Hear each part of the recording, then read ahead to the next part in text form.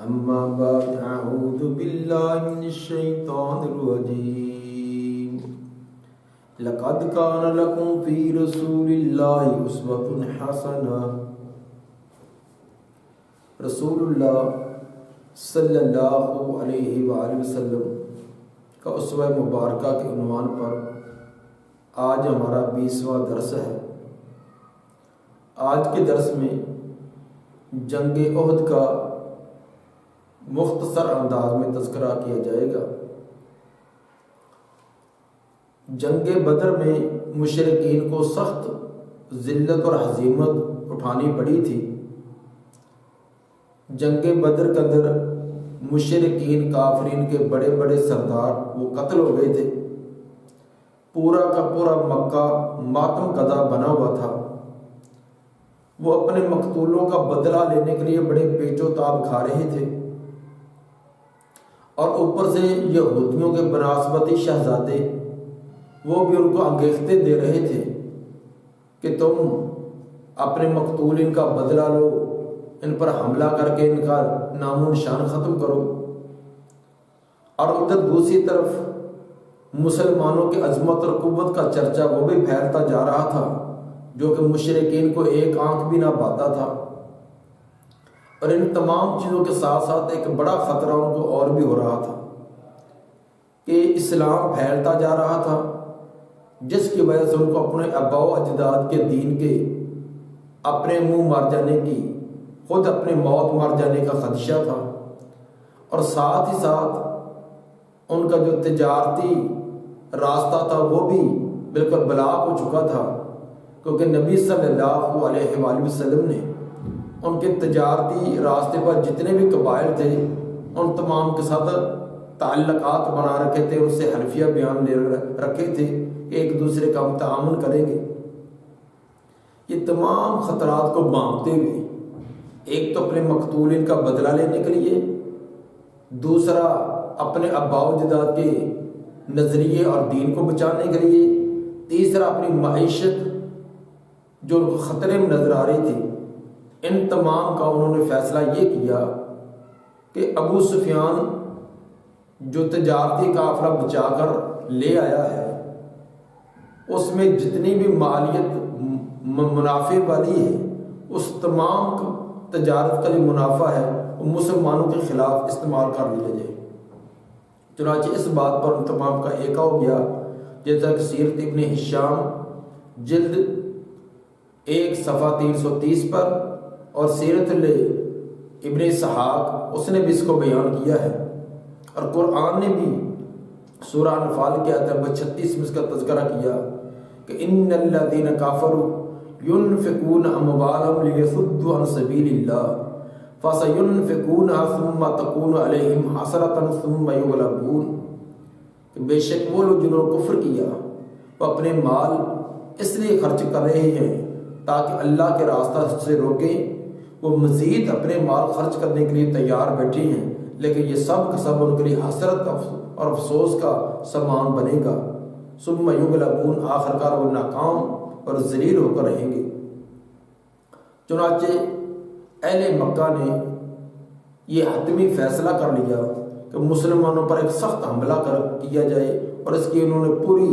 طرح تیاری شروع کر دی۔ اس کے لیے انہوں نے اپنے گرد و نواح جتنے قبائل تھے ان کا تعاون بھی حاصل کیا،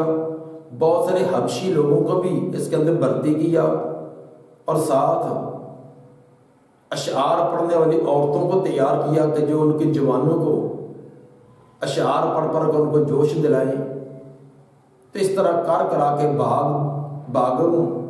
دوڑ کر کے انہوں نے ایک بڑا لشکر 3000 کا ایک لشکر تیار کر لیا، جن کے پاس 3000 اونٹ سواریوں کے لیے تھے، اور 200 گھوڑے تھے، 700 زرے اور دیگر جنگی سامان بھی ان کے پاس تھا۔ ادھر رسول اللہ صلی اللہ علیہ وآلہ وسلم کو جب یہ خبر ملی کہ مکہ والے اس طرح بڑے جوش و خروش کے ساتھ تیاریاں کر رہے ہیں، تو آپ نے بھی اپنی حفاظتی انتظامات اور دفاع کی تیاری شروع کر دی۔ نبی صلی اللہ علیہ وآلہ وسلم کی رائے یہ تھی کہ مدینہ کے اندر رہ کر مقابلہ کیا جائے، تاکہ ہمارا تحفظ بھی رہے گا اور آگے مقابلہ بھی کر سکے۔ اور منافقوں کا جو سردار تھا عبداللہ بن ابی، اس نے بھی یہی مشورہ دیا۔ اس کا اصل میں مقصد یہ تھا کہ میں اپنی جان بچانے کے لیے گھر میں بھی بیٹھا رہوں اور فرار ہونے کا الزام بھی مجھ پر نہ آئے۔ اگر میدان میں گیا تو میرا پول کھلے گا، تو اس طرح میں اپنے گھر میں بھی بیٹھا رہوں گا، جان بھی بچا لوں گا اور مجھ پر کسی قسم کا الزام بھی نہیں آئے گا۔ بہرحال جو نوجوان مسلمان تھے انہوں نے یہ اظہار کیا کہ ہمیں یہ چھپ چھپا کر نہیں بلکہ سیدھے میدان کے اندر جا کر ڈٹ کر مقابلہ کرنا ہے۔ نبی صلی اللہ علیہ وآلہ وسلم نے ان کے جذبات کا خیال کرتے ہوئے آپ نے کہا کہ ٹھیک ہے، ہم باہر نکل کر مقابلہ کریں گے۔ 1000 کا لشکر لے کر آپ نکلے۔ جب راستہ میں پہنچے تو چونکہ عبداللہ بن ابی منافق، اس نے تو جنگ سے فرار اختیار کرنا ہی تھا، اس نے یہ بہانہ بنایا کہ میری رائے کو ان کو کوئی اہمیت نہیں دی گئی، میں نے کہا تھا اس طرح جنگ کی جائے، تو چونکہ میری رائے کو تسلیم نہیں کیا گیا اس لیے میں واپس جاتا ہوں، میں تمہارے ساتھ نہیں جاتا۔ یہ اپنے 300 منافق ساتھیوں کو لے کر واپس آ گیا، تو صرف 700 مسلمان باقی رہ گئے۔ نبی صلی اللہ علیہ وآلہ وسلم نے احد کے قریب جا کر اپنی تمام ساتھیوں کو ترتیب دیا اور 50 صحابہ کرام کو ایک درہ عینین کے اوپر بٹھا دیا اور ان کے امیر عبداللہ بن جبیر کو یہ تلقین کی کہ تم نے ہر صورت اس درے کے اوپر بیٹھنا ہے، ہمیں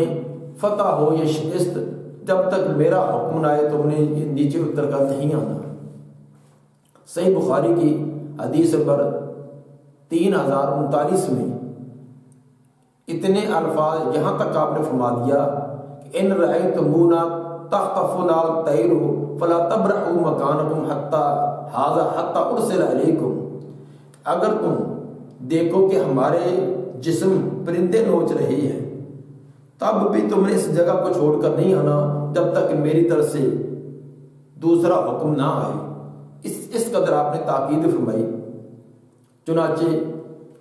دونوں اس طرف مسلمان ہیں، دوسری طرف مشرکین ہیں، دونوں جماعتیں آمنے سامنے ہیں۔ تو سب سے پہلے مشرکین کی طرف سے ان کا ایک بڑا بہادر اور بڑا کمانڈر آدمی طلحہ بن ابو طلحہ عبدری، وہ دعوت مبارزت چیلنج کر کے میدان میں نکلا کہ ہے میرے مقابلے میں کوئی نکلے۔ تو مسلمانوں کی طرف سے حضرت زبیر بن عوام رضی اللہ تعالیٰ عنہ نکلے اور آن واحد کے اندر اس کا کام تمام کر دیا۔ اور ایک روایت میں حضرت علی رضی اللہ تعالیٰ عنہ کا بھی تذکرہ ہے، اس کے مقابلے کے لیے حضرت علی رضی اللہ تعالیٰ عنہ نکلے تھے، جس طرح طبقات ابن سعد جلد 2 صفحہ 40 پر ہے۔ جب ان کا بڑا پہلوان قتل ہو گیا تو مسلمانوں نے نعرہ تکبیر بلند کیا اور اس کے بعد دونوں گروپ آپس کے اندر مل گئے اور گمسان کی جنگ شروع ہو گئی۔ مشرکین کے علمبردار جو جھنڈے کو اٹھانے والے تھے ان کا پہلے ایک آدمی قتل ہوا، پھر 2، پھر 3 کرتے کرتے ان کے 11 آدمی یکے بعد دیگر قتل ہوئے۔ جب جھنڈے کو تھامنے والے 11 آدمی قتل ہو گئے تو جھنڈا زمین پر گر گیا۔ مسلمانوں نے چاروں طرف سے ہلہ بولا تو ان کی خوب پٹائی کی اور ان کے 30 کے قریب آدمی قتل کیے اور باقی اپنی جان بچا کر بھاگ نکلے۔ اور مسلمان جو ہے جب وہ بھاگنے کے لیے ان کا مال غنیمت اکٹھا کرنے میں مشغول ہو گئے، جیسا کہ صحیح بخاری حدیث نمبر 4043 میں اس کی صراحت ہے۔ جب مشرکین شکست خوردہ ہو کر بھاگ نکلے اور ان کے واپس پلٹنے کے کوئی آثار نظر نہ آ رہے تھے تو مسلمان بڑے اطمینان کے ساتھ کہ اب ہمیں فتح ہو چکی ہے، اب دشمن کا واپس پلٹنا یہ کوئی امکان تک نہیں، تو بڑے اطمینان کے ساتھ مال غنیمت کو اکٹھا کرنے میں مصروف ہو گئے۔ ادھر درے پر جو آپ نے 50 آدمی بٹھائے تھے اور ان کو بڑی تاکید کی تھی کہ تم نے ہر صورت میں اس درے پر بیٹھے رہنا ہے، ان لوگوں کا آپس میں اختلاف ہو گیا۔ اکثر یہ کہنے لگے کہ اب فتح ہو چکی ہے، دشمن بھاگ نکلا ہے، تو ہمیں نیچے اتر کر مال غنیمت اکٹھا کرنے میں دوسروں کا تعاون کروانا چاہیے۔ اور چند آدمی وہ اپنے امیر عبداللہ بن جبیر رضی اللہ تعالیٰ عنہ کے ساتھ ان کے ہاں کے اندر ہاں ملانے والے، ان کا نظریہ یہ تھا کہ ہمیں ہر صورت درے پر بیٹھنا چاہیے۔ نبی صلی اللہ علیہ وآلہ وسلم نے ہمیں یہ تاکید کی ہے۔ چنانچہ یہ کل 11 آدمی درے کے اوپر رہے، باقی تمام کے تمام آدمی نیچے اتر آئے۔ ادھر سے خالد بن ولید جو اس وقت ابھی مسلمان نہ تھا، جب اس نے دور سے دیکھا کہ درے کے اوپر صرف چند آدمی ہے، ان کی پشت پیچھے سے خالی ہے،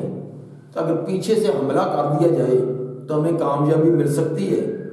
تو اسے اپنے گھوڑ سواروں کا دستہ لیا اور احد پہاڑ کے پیچھے سے صبح کی رفتاری سے چکر کاٹتا ہوا پیچھے سے آ کر اس نے حملہ کر دیا، اور جو تحفظ کے لیے 10-11 آدمی درے پر بیٹھے تھے ان کو شہید کر دیا اور ان کے بعد پچھلی طرف سے حملہ کر دیا۔ جب مسلمانوں کو اچانک ہی ان کے کوئی وہم و گمان میں بھی نہ تھا، اچانک پیچھے سے حملہ ہوا تو ان کے اندر ایک افراتفری والا انداز پیدا ہو گیا۔ جب وہ مشرکین جو آگے بھاگے جا رہے تھے ان کو پتہ چلا کہ پیچھے سے حملہ ہو چکا تو وہ بھی واپس پلٹ آئے،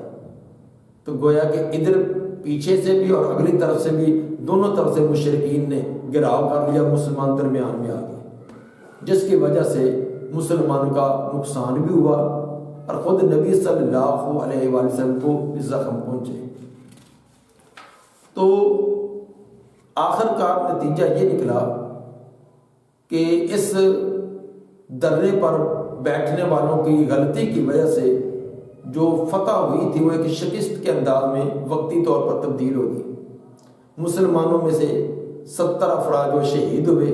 البتہ کافر جو ہیں 30 کے قریب وہ بھی قتل ہوئے تھے۔ آخر کار نتیجہ مسلمانوں کے ہاتھ میں رہا، آخر کار دوبارہ فتح پھر مسلمانوں کی ہی ہوئی تھی۔ اس جنگ احد کے اندر ہمیں کئی ایک اسباق ملتے ہیں۔ ایک سبق تو ہمیں یہ ملا کہ نبی صلی اللہ علیہ وآلہ وسلم نے صحابہ کرام سے مشورہ کیا کہ ہمیں یہ جنگ مدینہ کے اندر رہ کر مقابلہ کرنا ہے باہر نکل کر، حالانکہ نبی صلی اللہ علیہ وآلہ وسلم سے زیادہ بہترین کمانڈر، بہترین سوچ اور فکر رکھنے والے اور جنگی حالات کا جائزہ لینے والے کائنات میں کوئی نہیں، لیکن اس کے باوجود آپ نے اپنے صحابہ سے مشورہ کر کے یہ سبق دیا کہ قرآن نے جو حکم دیا وہ امرهم شورى بینہم، کہ مسلمانوں کا ایک وصف یہ ہے کہ ان کے آپس کے معاملات جو مجلس شورا سے صلاح مشورے سے طے پاتے ہیں۔ تو ثابت یہ ہوا کہ کوئی بھی اہم کام ہے اس کے اندر مشاورت کرنا، مشورہ کرنا یہ بہت اہم ہے۔ آج ہمارے بہت ساری ناکامی کا اسباب یہی ہے، جو مسجد کا متولی ہے وہ سمجھتا ہے کہ میری عقل ہی عقل کل ہے، مدرسے کا ناظم سمجھتا ہے کہ بس مجھے کسی سے مشورہ لینے کی ضرورت نہیں ہے، جو میری سوچ اور فکر میں وہی حرف آخر ہے۔ اسکول کا ہیڈ ماسٹر جو ہے وہ کہتا ہے کہ میری عقل ہی عقل ہے۔ اسی طرح کسی ادارے کا کوئی بڑا سربراہ ہے وہ اپنے آپ کو حرف آخر سمجھتا ہے، جس کا نتیجہ یہ نکلتا ہے کہ آپس کے اندر ان کا اتفاق اور اتحاد نہ ہونے کی وجہ سے تمام کے تمام کام ادھورے رہتے ہیں۔ تو پہلا درس تو ہمیں اس سے یہ ملا کہ جب نبی صلی اللہ علیہ وآلہ وسلم اپنے ساتھیوں سے مشورہ کرتے تھے تو ہمیں بھی اپنے تمام اہم کام جو ہے وہ مجلس شورا کے ساتھ مشورے کے ساتھ طے کرنے چاہیے۔ دوسری بات یہ بھی معلوم ہوئی کہ منافقین نے عین موقع پر دھوکہ دیا، اس میں وقتی طور پر مسلمانوں کے لیے بڑی پریشانی کا سامنا تو کرنا پڑا، لیکن اللہ کھرے اور کھوٹے کو الگ کر دینا چاہتا تھا تاکہ پتہ چلے کہ کالی بھیڑیں کون سی ہے اور خالص نبی کا ساتھ دینے والے کون ہیں۔ چنانچہ سورہ آل عمران کی آیت نمبر 179 کے اندر اللہ تعالیٰ نے فرما دیا کہ ما کان اللہ لیذر المؤمنین علی ما انتم علیہ حتی یمیز الخبیث من الطیب، کہ اللہ تعالیٰ اہل ایمان کو اسی طرح نہیں رہنے دے گا جب تک کہ وہ پاک اور ناپاک کو، مخلص کو اور غیر مخلص کو الگ الگ نہ کر دے۔ تیسری بات یہ ثابت ہوئی کہ درے پر بیٹھنے والے صحابہ کرام جب انہوں کا اختلاف ہوا اور اپنے امیر کی بات کو چھوڑا ہے تو جو فتح تھی وہ ایک شکست کے انداز میں تبدیل ہوگی۔ ایک بات تو یہ ہوئی کہ اپنے امیر کی اطاعت کرنا لازمی ہے، انہوں نے اپنے امیر کی نافرمانی کی، اور یہ قرآن کا حکم ہے کہ یا ایھا الذین آمنوا اطیعوا اللہ واطیعوا الرسول واولی الامر منکم، اللہ اس کے رسول کی اور جو اولی الامر تم پر مقرر کی اطاعت کرو۔ تو امیر کی نافرمانی کرنے کا نتیجہ یہ نکلا کہ ایک بہت بڑی مشکلات کا سامنا کرنا پڑا۔ دوسرا اس سے یہ بھی سبق ملا کہ صحابہ کرام جو انتہائی پاکیزہ نفوس تھے، جو نبی صلی اللہ علیہ وآلہ وسلم کے ساتھ انتہا درجے کی عقیدت محبت رکھنے والے تھے، اگر انہوں نے بھی ایک موقع پر نبی کی نص کے مقابلے میں، نبی کے فرمان کے مقابلے میں اپنی رائے اور اجتہاد پیش کیا تو وہ بھی نقصان سے دو چار ہوئی ہے۔ نبی کا فرمان کیا تھا؟ تم نے ہر صورت میں درے پر بیٹھنا ہے، ہمیں فتح ہو شکست ہو، جب تک میرا حکم نہ آئے تم نے ہر صورت میں درے پر بیٹھ کر نگرانی اور تحفظ کرنا ہے۔ یہ نبی کا فرمان تھا، یہ نص ہے، اور اس نص کے مقابلے میں اپنی رائے پیش کی۔ رائے کیا تھی؟ اب فتح ہو چکی ہے، دشمن بھاگ چکا ہے۔ نبی کا فرمان کا مطلب یہ تھا کہ جب تک فتح نہیں ہوتی اس وقت تک تو بیٹھے رہو، اب فتح ہو چکی ہے، اب اوپر بیٹھنے کا فائدہ ہی نہیں ہے، تو ہمیں اتر کر باقی اپنے بھائیوں کے ساتھ تعاون کرنا چاہیے۔ وہ سخت مشکلات کے ساتھ مال غنیمت اکٹھا کر رہے ہیں، ہمیں بھی تعاون کروانا چاہیے۔ تو نبی کے فرمان کے مقابلے میں اپنی رائے، اپنا اجتہاد پیش کیا تو نقصان سے دو چار ہوئے۔ تو ثابت ہوا کہ قرآن کی نص، نبی کے فرمان کی نص موجود ہو، اس کے مقابلے میں کسی کی رائے، کسی کا اجتہاد، کسی کا قیاس پیش کرنا یہ نقصان کا سبب ہے۔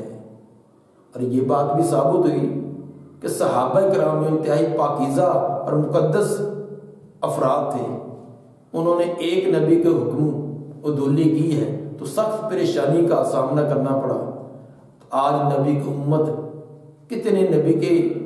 حکموں کی خلاف ورزی کر رہی ہے، کتنے معاملات کے اندر ہم خلاف ورزی کرتے ہیں، تو ہم پر یہ مصیبتیں اور پریشانیاں کیوں نہ آئیں؟ یقیناً آج امت مسلمہ پر یہ طرح طرح کی پریشانیاں، طرح طرح کے یہ مصیبتیں، ان کا بڑا سبب یہ ہے کہ ہم نے اللہ اس کے رسول کی تعلیمات کے مطابق زندگی گزارنا چھوڑ دی، ان تعلیمات کو چھوڑ دیا ہے، جس کے نتیجہ میں آج یہ مشکلات میں ہم پھنستے جا رہے ہیں۔ دعا ہے اللہ تعالیٰ ہمیں نبی صلی اللہ علیہ وآلہ وسلم کی سیرت کو،